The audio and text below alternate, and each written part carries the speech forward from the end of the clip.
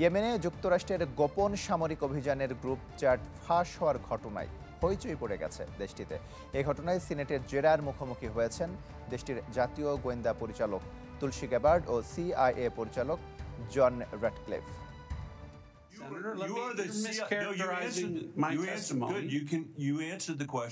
Signal অ্যাপে ফাঁস হওয়া গোয়েন্দা তথ্য নিয়ে তোলপাড় যুক্তরাষ্ট্র। শুনানিতে এই ভুলের জন্য কাঠগড়ায় দাঁড়াতে হচ্ছে গোয়েন্দা কর্মকর্তাদেরও। A national political reporter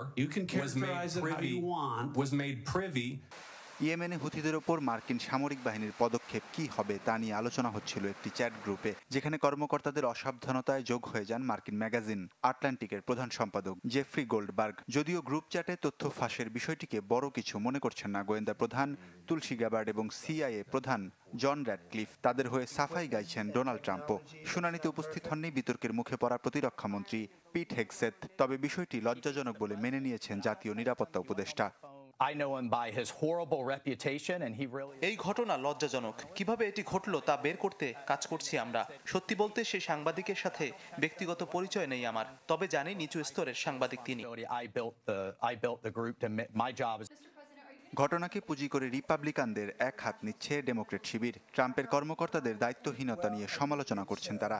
একে ইতিহাসের অন্যতম তথ্য ফাঁস বলে দাবি করেছেন ডেমোক্রেট নেতা চাক শুমার।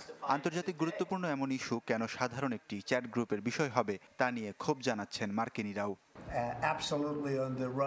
পুরো ঘটনাকে বেশ ছোট করেই দেখছেন মার্কিন প্রেসিডেন্ট ডোনাল্ড ট্রাম্প সহ রিপাবলিক নেতারা। যদিও এই ধরনের ঘটনাকে ভবিষ্যতে বড় রকমের নিরাপত্তা ঝুঁকি হিসেবে দেখছেন বিশেষজ্ঞরা। ওয়ালিউল্লাহ ফারুক, চ্যানেল 24।